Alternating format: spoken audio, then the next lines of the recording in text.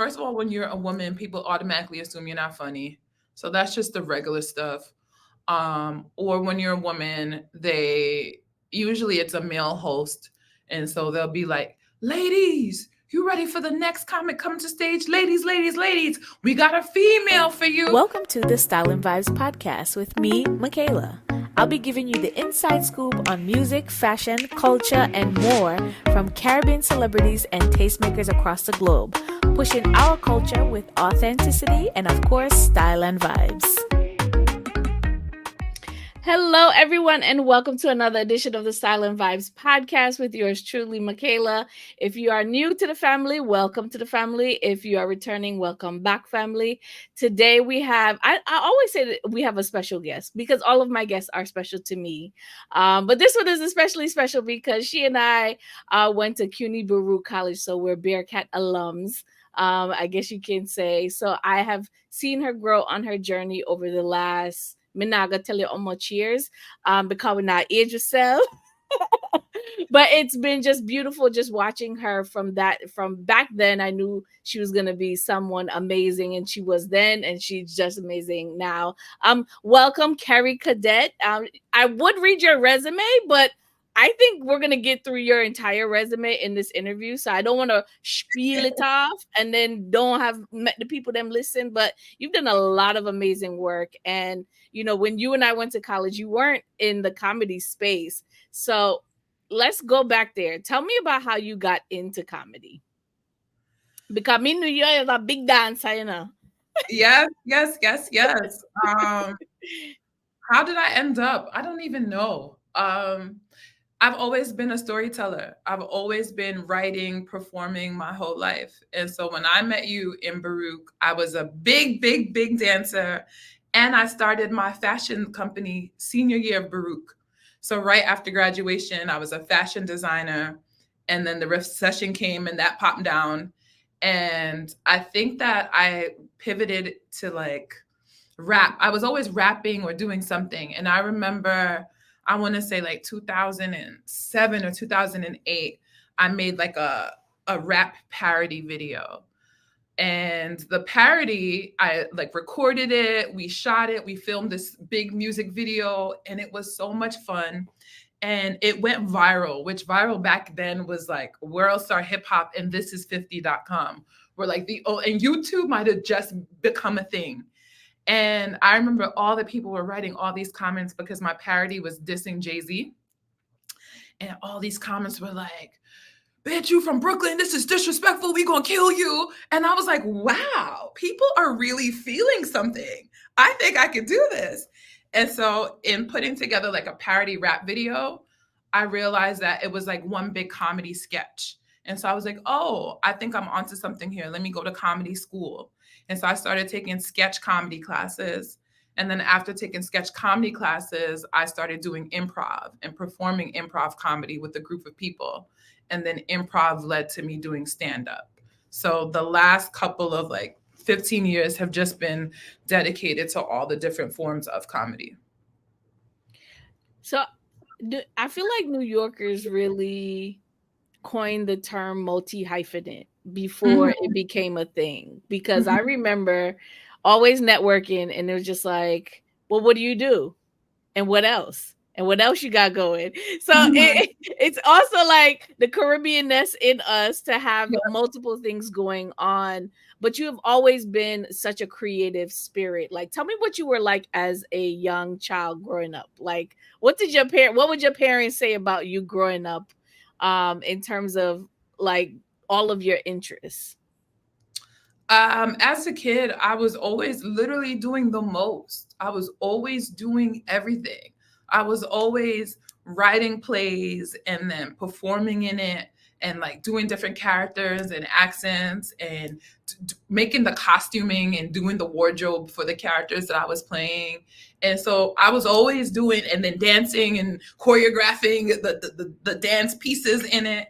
And so I've always just been somebody who, as a kid, I was reading a lot and writing a lot. And so that's been my entire life. And my grandmother used to be like, you could be a comedian, you know?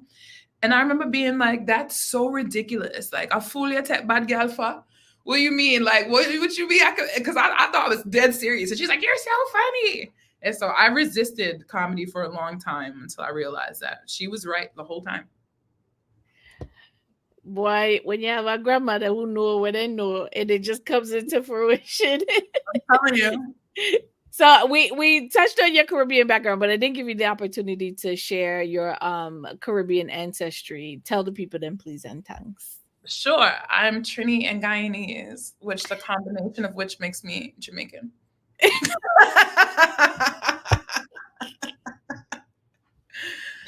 Yeah, you're gonna make me laugh that whole interview, yeah. And you grew up in Brooklyn, in Flatbush in particular. So what was that? What was that like being exposed to your culture, and how did that kind of shape you as who you are and your comedy style that you have now? I think growing up I grew up in East Flatbush and was raised in every place in the back of Brooklyn. Every Caribbean neighborhood, I claim that. East Flatbush, Flatbush, Flatlands, Canarsie, those are my stomping grounds. And from literally pre-kindergarten to 8th grade, I went to a Caribbean private school. All of my teachers were Caribbean. Everybody in the school was Caribbean. And so I never had a white teacher until I got to high school. And I was like, this is boring. This how y'all learn? Nobody threatening to lash you. No, like how y'all stay on y'all toes with this dry instruction. And so I think that being Caribbean and growing up in a predominantly Caribbean community in a predominantly Caribbean school, I always felt proud of my background. I never felt like I had to hide it. I never felt like I didn't fit in I felt like I didn't fit in for other reasons, but it wasn't because of being Caribbean. And so I think that just let me be really proud and have a sense of self, a strong sense of self in everything that I did. Blah, blah, blah, blah, blah. Sorry. I think that I think a lot of young Caribbean Americans they don't necessarily get that. And when we talk about Brooklyn, we talk about Brooklyn. It's like the United States of the Caribbean in Brooklyn, right? Because there all of the cultures are there, and it's so unique to Brooklyn and even Queens. Um, and the Bronx in some respect, but I think that that's a unique experience to being in New York, where you're heavily exposed to other cultures.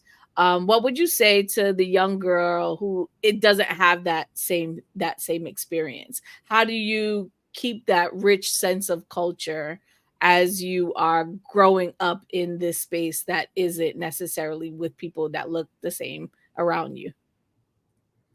I think I think it's really about not letting anyone determine who you are, what are the things you should like, what are the things you shouldn't like and identify with. I think that you should try to be authentically yourself no matter what your surroundings are. And so it doesn't matter if you're the only one that looks like you. Like that's your superpower. That's what actually makes you special. So that's what you should lean into instead of trying to blend in. I've always been a big fan of standing out from the crowd. And you mentioned it in your response that you felt like an outsider for other reasons. What are some of those reasons? I think it's so interesting. It really depends on the situation. Like when I went from that same small like Caribbean school. I had a graduating class of 9 people. From there, I went to Brooklyn Tech, which is one of the largest. It's one of the largest gifted schools, but it's also just one of the largest schools. Period. And so we had 5,000 students. And so just feeling like I was getting swallowed up by all of these kids, I'm just like, oh, I'm clearly a private school girl in public school for the first time. And so I didn't have the same sensibilities as some of my other friends did. And I also didn't talk the same way. Like I remember people being like, "You talk white," and it's like, "Girl, if I sound white, I don't know what y'all sound like."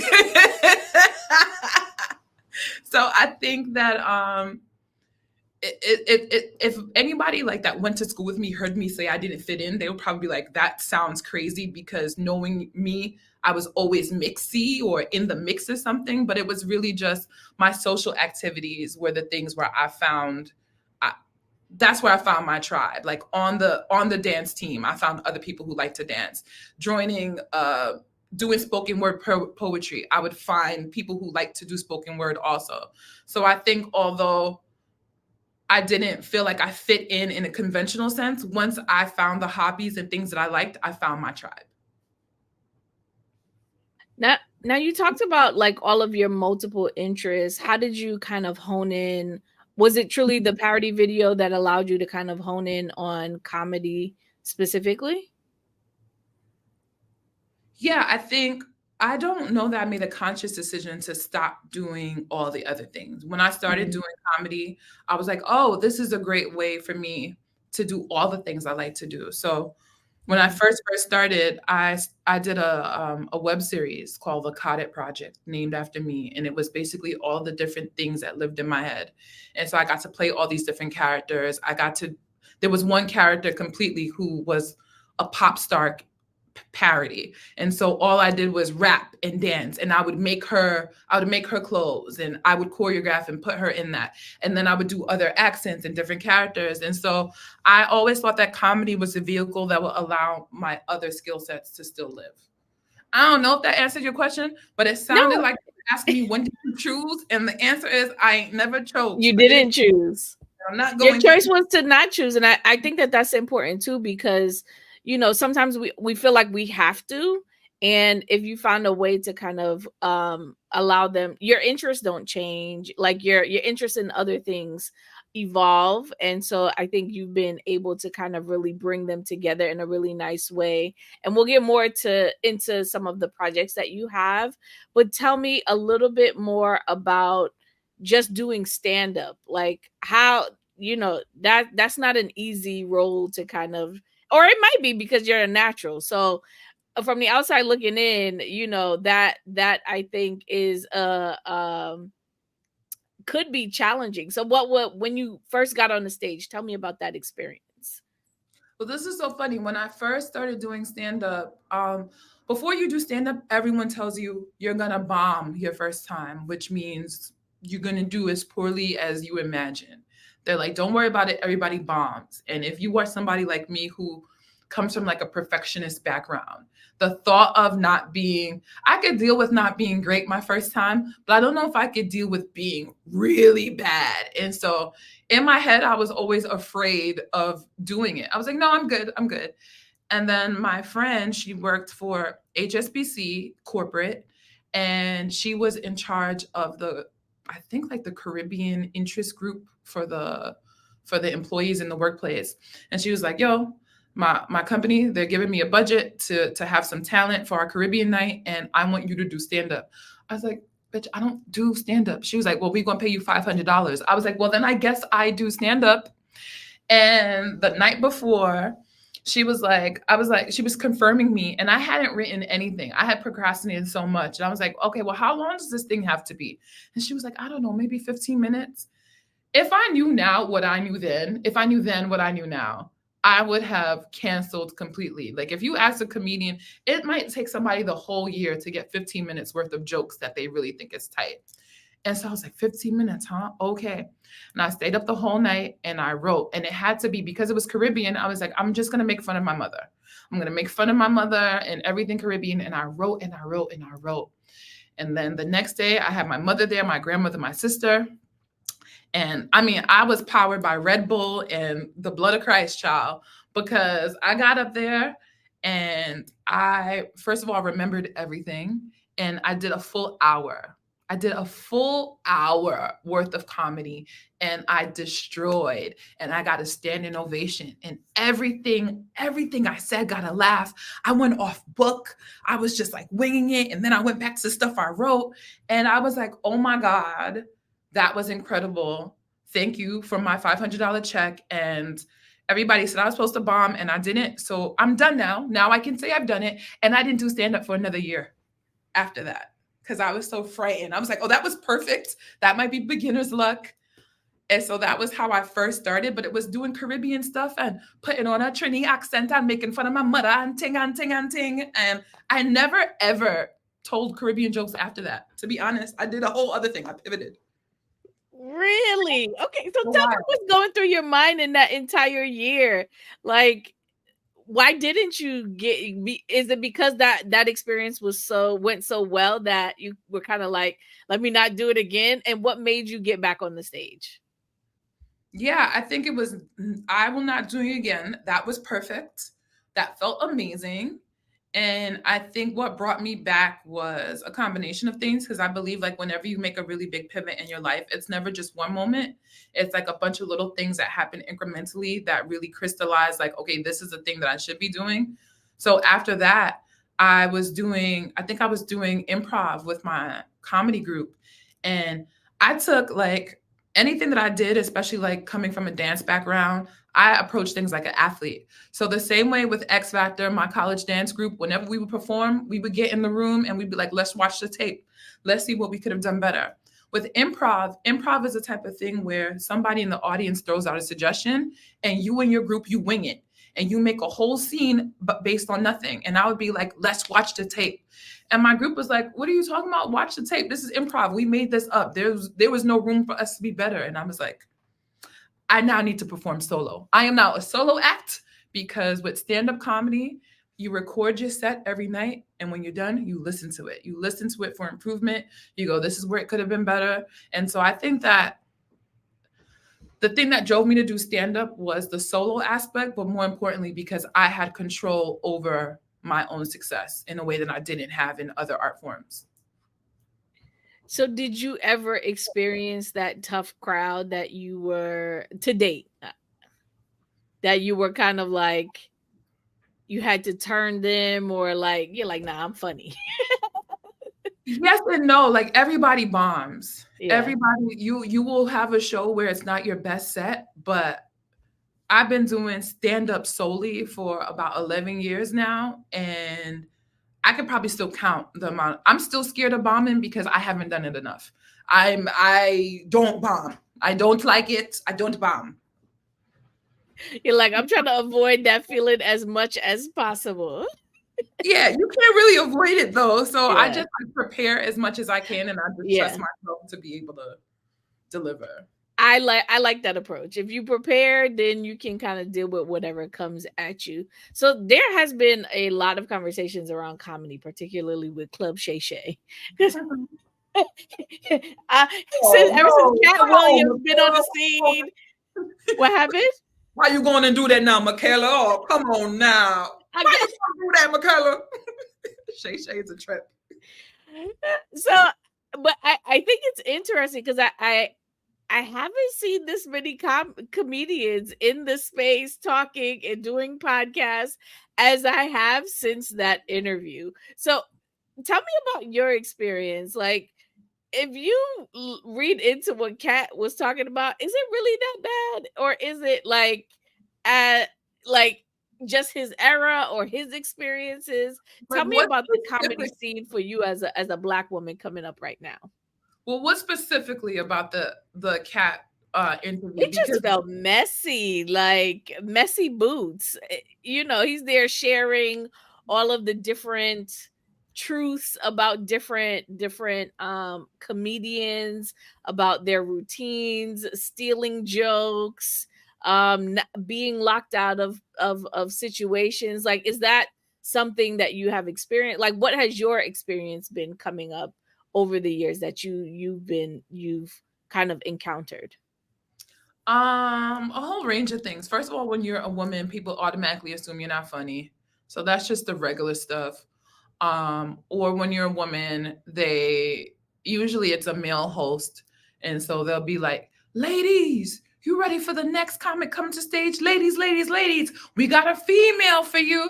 And so very early in my career, I've learned to go up to hosts and be like, listen, because they'll be like, how do you want to be introduced? Which usually means like, what are your credits? And so I'll tell them, I'll be like, you can say whatever you want about my credits, but do not introduce me as a lady. And they are genuinely stumped. They'd be like, so what you want me to say? I'm like, say what you say when you bring somebody else up. We have a funny comic coming to the stage. And the reason is, first of all, as a woman, I'm not just telling jokes for the women. Like, you guys assume, like, I don't tell jokes from my vagina. There's no need to identify my gender before I get here. My thoughts are Kerry's. These are my thoughts. I do not wish to represent every woman, every Black woman. So when they go, ladies, we got one for you. Watch all the men get up, they go to the bathroom. The women, they get up, they go to the bathroom. They start scrolling on their phones because it subconsciously signals, oh, there's a woman coming up. She ain't going to be funny. Let me take a break. And so early on in my career, I had to counteract that. So that's one thing that happens. People do try to steal your jokes. And somebody tried to do that to me once, and that was the last time he tried to do that, because I'm not playing with you. I'm not playing at all. I let people know very quickly, like before I was telling jokes, I was beating bitches up. Please don't play with me. Okay, the Brooklyn will come out like it's all funny. It's not funny. Don't play with my jokes. But now I meditate, and so I no longer wish harm on right. people. Try it. Very, you are prayerful until somebody try your oats. Girl, don't make me go back.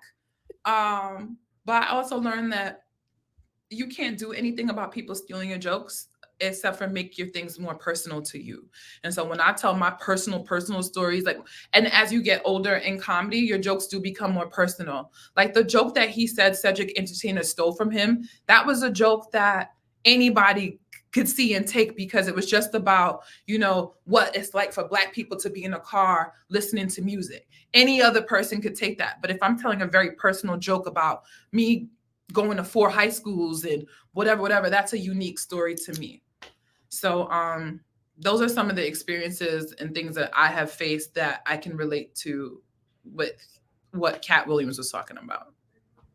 And how have you've been on a couple of different like film and television projects. How did those opportunities come about? How did you get involved with some of the work that you've done?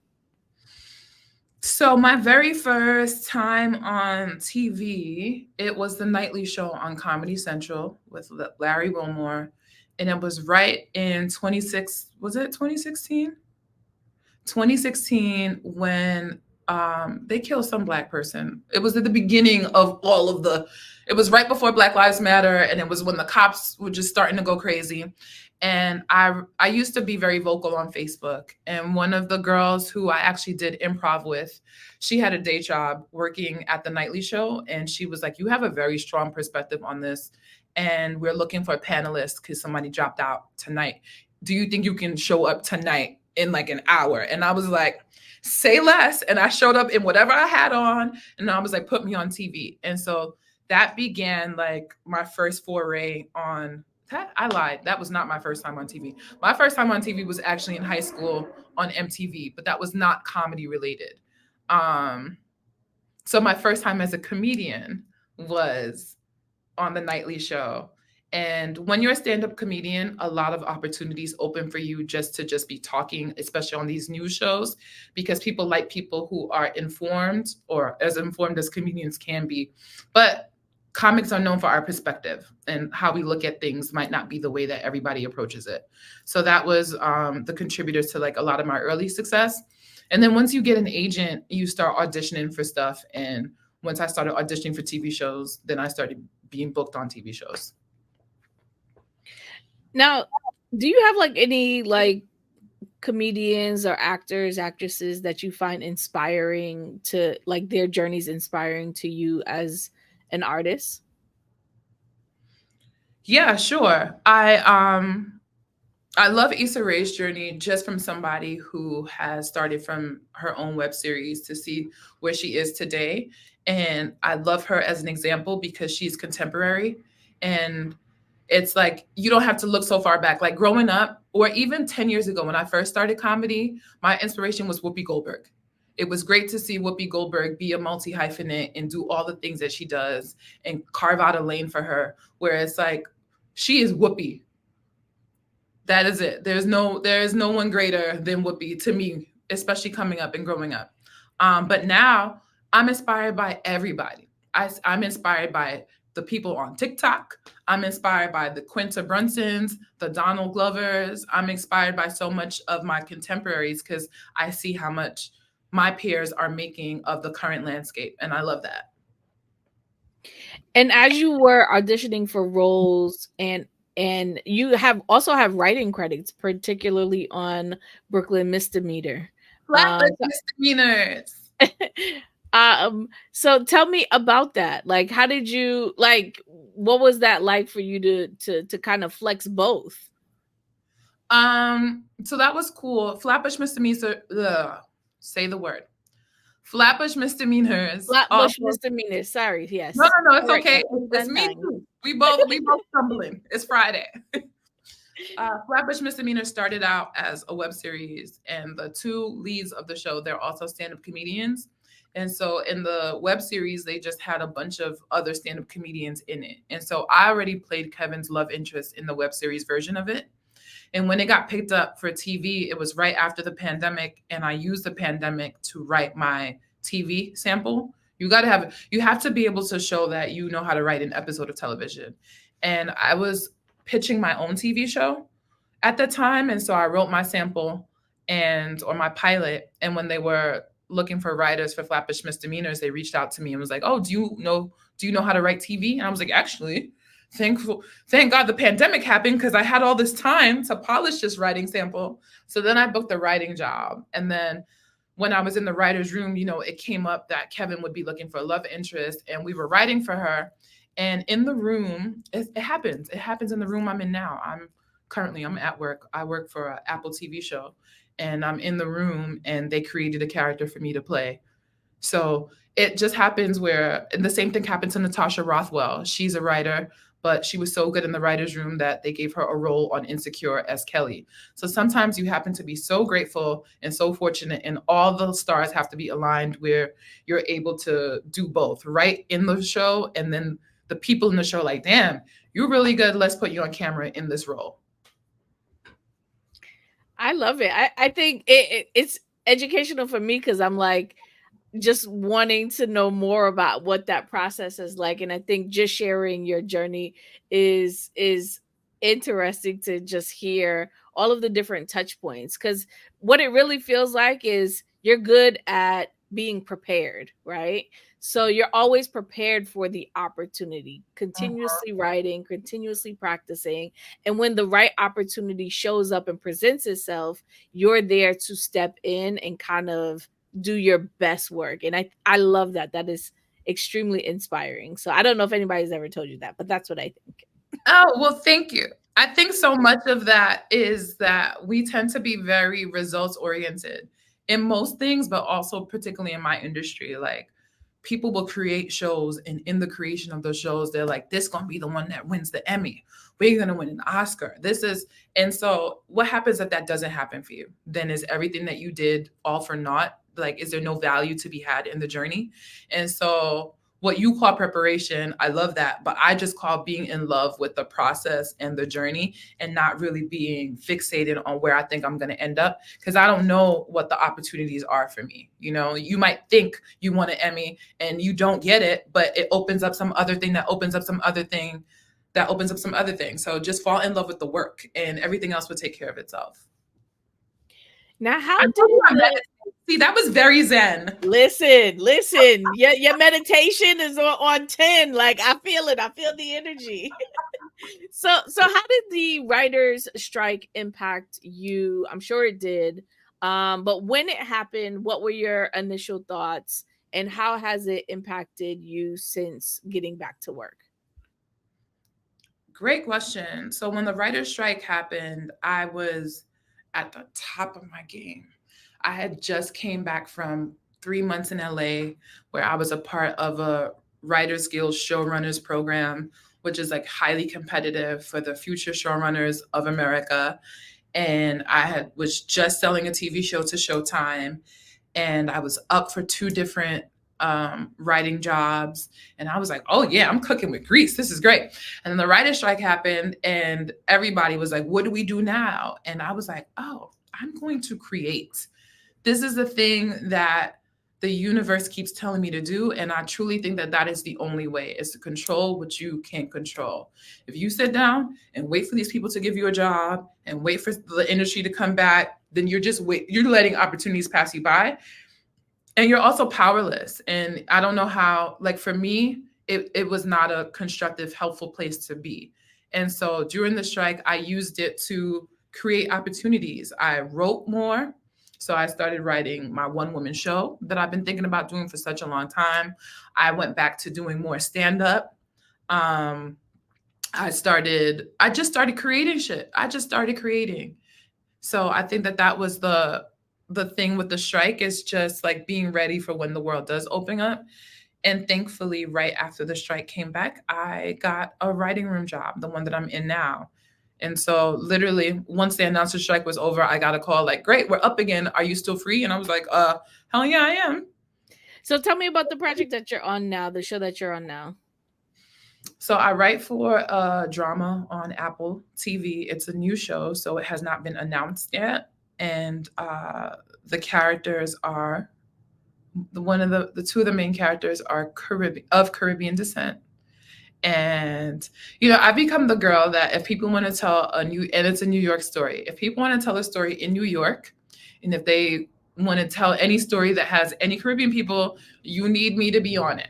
And I'm not mad at that. At some point, I'll probably feel like I'm pigeonholed, like I can do more than that. But right now, I'm okay. I love that for us. I love it for us too. We need more pop, more pop, more pop, more. Yep. But I also think that we've been talking a lot about film and writing and television, and the more people that are behind the scenes to kind of really, be voices to our experiences, and even incorporating, like I think you've done like a really good job of incorporating, even if it's not like the main portion, you know what I mean, like give it like a seasoning, Mm-hmm.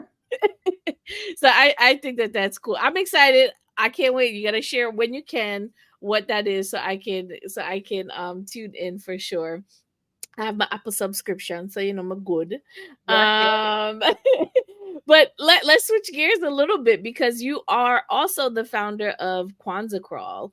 So tell me about that. That I've been twice. I went to the one in Harlem, and I went to when you had two locations. I went to the one in Harlem, and then I went once in Brooklyn, and that is a time, child. It is a time. As a mom, I have to muster up the energy, the post Christmas Day energy to go. So I bought my tickets a little early so I can make sure I plan to go. But I had like a wonderful experience, and but tell me how you started that, and why you started that. So it was again in 2016, after all of the consecutive killing of unarmed Black men. It was just seeming like a very powerful. We all felt very powerless. Like, what are we gonna do? This keeps happening, and I don't know if you could tell the theme of the last 32 minutes. I don't like situations where I feel like my destiny is up to other people. And so I'm not waiting for anybody to come save me. I'm tired of begging white people to stop killing us. I'm tired of all of that. And I was like, what is it that we can do to empower ourselves? Because I do believe that the people do have the power. And so the shortest version of how we came up with Kwanzaa Crawl is we realized that in order for Black people to see any types of systemic improvement in this country, we need political power. And in America, in anywhere, you can't have political power without economic power. That's just how it works. Politics and money are intrinsically intertwined. And so we were like, okay, if we're focusing on Black economics, what does that look like? We were like, well, how can we get the money circulating in the Black community? And how can we demonstrate in one action the power of cooperative economics? And so Kwanzaa Crawl came out of a need to see, what does it look like when you get Black people on one page for one day for one goal? All of the Black owned businesses, even though you don't usually operate like this, could you just for one day open up your venues, remove all your furniture? We know y'all not a club, but could you pretend to be a club for this day? And then we get all the Black people to come out wearing whatever makes them feel unapologetically Black. And then we go around and we basically round robin, hop around, because it's a bar crawl.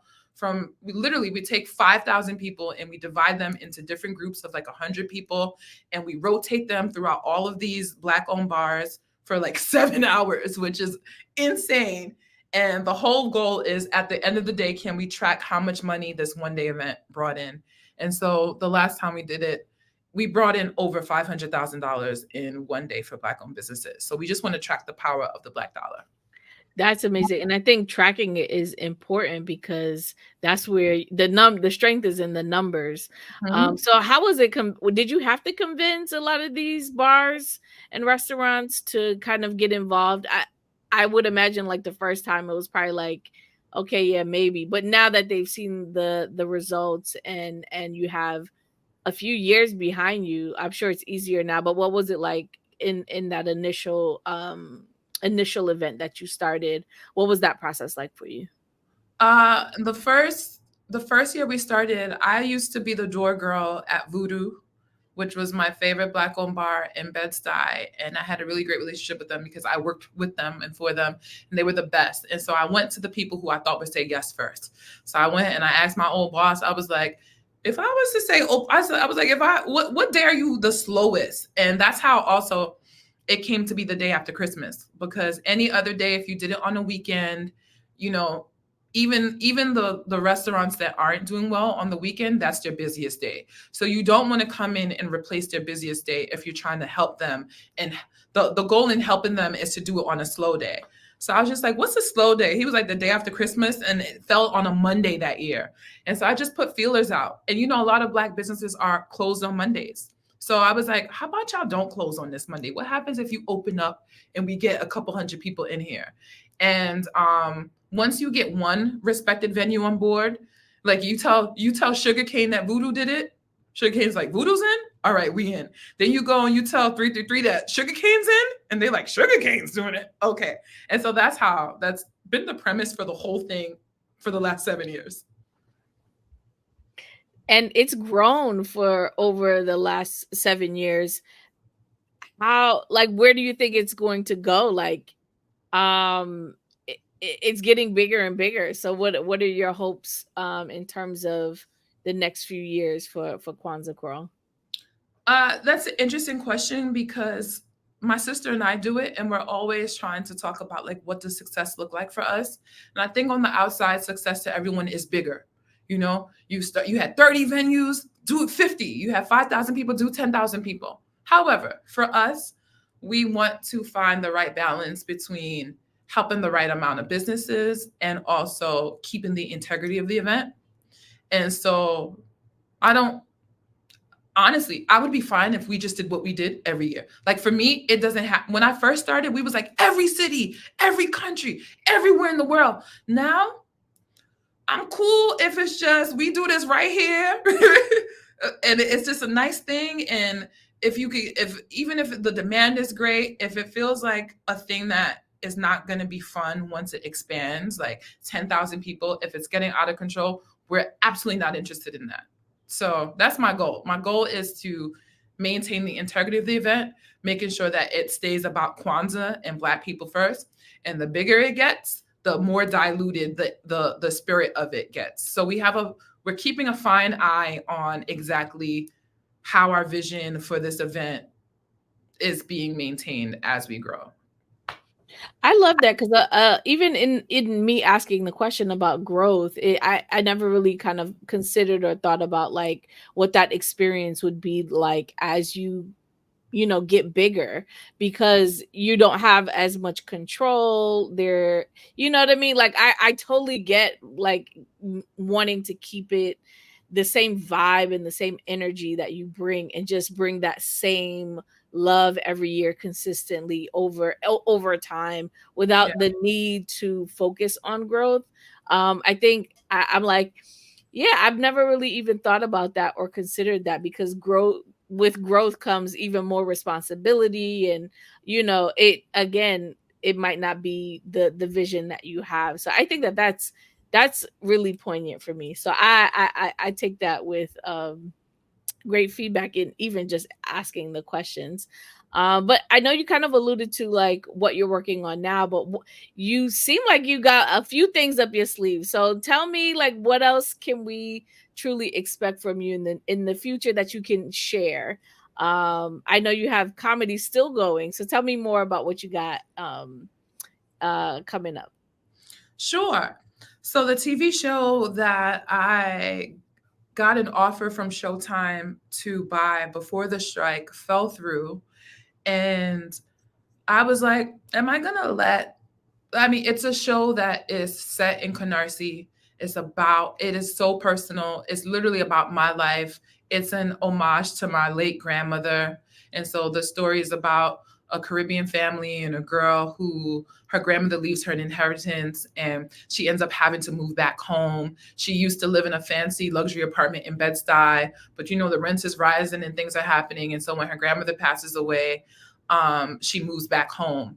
And it's just about like even the journey of being someone who considered themselves a successful 30-something-year-old, but post-pandemic, maybe losing your business, getting evicted, rents are going up, and how sometimes grown adults have to go back home in a physical, but also a spiritual sense. And what does that look like for 30-something-year-olds who are adults, but still live very closely with their family and their parents and trying to redefine for themselves what success looks like, especially when you have these immigrant ass parents who are telling you what it looks like. And so she moves back home and she's first of all reminded about how Canarsie is this one place that has not been gentrified. And so if you come from Bed-Stuy where you're used to your oat milk and your cafe and you try to go back, it's almost like you're a fish out of water. Like, wait, what? I got to take $3 vans and like, what's going on? And so there's a little bit of that. And then there's also like, I'm not going to play the same games that my family is asking me to play. So the family that's like, don't keep family business in the family, and you know how Caribbean people are very much like secretive and don't tell people this. She's not here for all of that. And so she literally blows up the family because all the secrets, the secret pedophiles, the secret babies, the secret whatever, she's like, if I'm back home now, we all got to heal and deal with this together. So I'm very, very excited about that. I'm producing it myself. I'm going to make it a web series. I'm going to be able to cast authentic Caribbean people. I'm going to make the show that I want to make, and it's going to be for us, by us, Fiwi by we. So that Fiwi by we. That's by we. So I'm very excited about that. We are going to start crowdfunding and getting people to help us make the show, because if it's one thing I learned being a Caribbean person and being a Caribbean person in television, I am acutely aware of how it happens when we see non-West Indian people playing West Indian roles. The Bob Marley thing is a big thing. There's so many different versions that our whole lives we've been waiting for people to get this right. Our whole lives. And so it's like, again, I'm not waiting for them to get it right. Me, I'll go do it myself. So I'm excited about that. And then the other thing that I'm excited about is my one-woman show. And that's another autobiographical experience and story. And that's all about growing up, going to that Caribbean. It's a Caribbean Christian Pan-African school is where I went from pre-K to 8th grade, and then having to graduate from that and go directly into the New York City public school system, where I got kicked out of 4 different high schools. And so that is the whole journey that I'm telling in my one-woman show that I'm excited about. And then I have an hour of stand-up comedy that I'm working on. I love it. And I love how you're coming full circle to your story and really using it as inspiration. And like you said, a lot of Caribbean folks are like, don't tell the people that with business. Like, how has your family responded to some of you drawing inspiration from your life, and kind of incorporating elements? I don't know how much is yours and how much is the balance of creative versus real life. So tell me about that. Well, thankfully I have a family who has always been encouraging of me, and so I've been this way my whole life. So they already know, like they just waiting. They already know that I don't really know how to. Yeah. If you tell me a secret, I'm going to keep it. But if there's something that's a part of my life, I'm going to tell it. And so sorry if you don't like the way you came out in my story. You should have been nicer to me. I So love it. Curious, have you seen the Bob Marley film? I've seen it What were your twice. thoughts? You saw it twice. What did Yeah, you think? I thought it was great. I thought it was great. I thought it was really well done. I Mhm. thought that, and it might be the very first time that I felt that way about a Caribbean story that has not been played by a Caribbean person. And the reason is for several reasons. Well, and I know people have a lot of critiques about the Bob Marley movie. One, it's not a documentary, so I didn't expect it to tell all the parts of his life. Two, when the family is behind a biopic, you know that you're going into it with a certain level of biases anyway, that you're not going to get the ugly truth of it all. And so I was fine with that. And also, although the lead guy is not Jamaican, I actually thought that he was more competent than a lot of the people that I've seen try to attempt it. And also, they cast actually authentic Jamaican people around him. So there was not like the people in his band, the Rasta man. Like I used to be Rasta, and so I cried big dirty tears when I saw the Nyambingi because never seen a Nyambingi through the screen. I've been to the at Prospect Park July 23rd for Selasi's birthday, but I've never seen it on television. So to Yeah. see Rastafarianism be depicted in such a respectful way, where it was not just about burning ganja and it's not just about having locks and doing all this, like to actually see Rastafarianism be depicted in the spiritual way, I was like, I don't know if it's my own Rasta bias, but I was like, okay. I like, did you see it? I'm not Them get it. Yeah, yeah. I saw them get it right. Them get it right. Yes, yes. Well, I have a long podcast episode on recap of that. So I thought it was good. I did want more, but Kingsley did a great job. I think he did a really, You really good did a job. great job. Yeah, And I yeah. will say this. I will say this. I was telling it to my cousins because she's like, I'm not gonna go see it because and being in the industry, there is a line because I'm already starting to see and hearing in other meetings that I've been taking that in shows that were supposed to be Caribbean people and set in Caribbean people, that the networks are like, did you see the Bob Marley backlash? Well, you know what? Why don't we take this Jamaican guy and make him American instead? Because we don't even want to deal with it. So some of Mhm. us, like the backlash, we feel like we're gonna Yeah, force people to do it right. No, we're not. yeah. We're gonna force them to not do it at all. And so now we're not gonna see our story. We're gonna see our stories way less now. Well, I have a I think that's sad. And the reason why I say this is because we have to give ourselves the space to critique one another. So it's not necessarily a criticism of the film houses, but again, films get critiqued all the time, and you're going to have and your connection to the filmmakers and the creators can play a part in how you view the films objectively. So it's not necessarily that it's just about the accent. My producer, who her name is Kerry Ann, she actually, she said something a while back where it's like, if we get 2 out of 3, I think it's good. A good storyline, the accent, and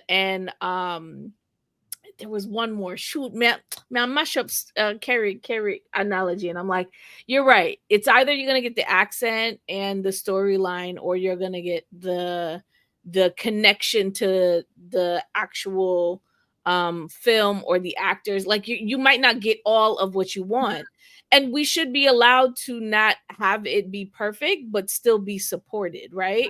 Like I don't think they still make rom-coms whether they're good or not, and whether they're funny or not. Sitcoms still get made, whether they just get canceled. So I don't think that we as Caribbean people should be pigeonholed into not either it being really good and positive or just be thrown in the garbage. You know what I mean? So like I know I'm I'm not in those rooms, but I'm completely on your side. yeah. I just know what the manifestation Yes. of that is. It's like in dollars and cents. And the Yes. difference in rom-coms, it's white people.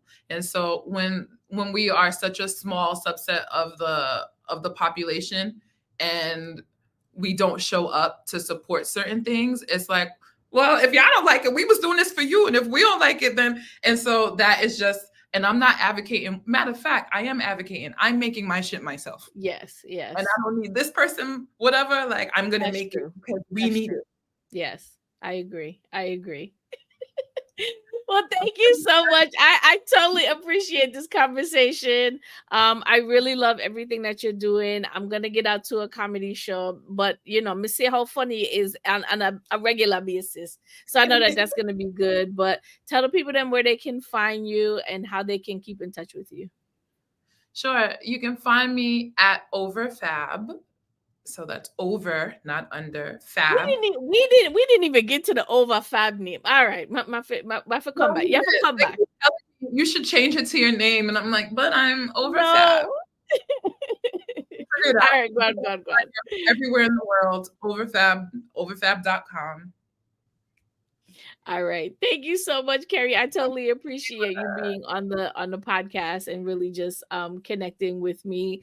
Looking forward to getting together with you soon. And until next time, Leah Tummy Peeps. Bye. Thank you. Thanks for listening to the latest episode of the Style and Vibes podcast. If you like what you hear, and I know you do, share it with your friends and family. If you want more, make sure you visit styleandvibes.com and follow us on our social channels, Twitter and Instagram at Style and Vibes. Until next time, Leah Tummy Peeps.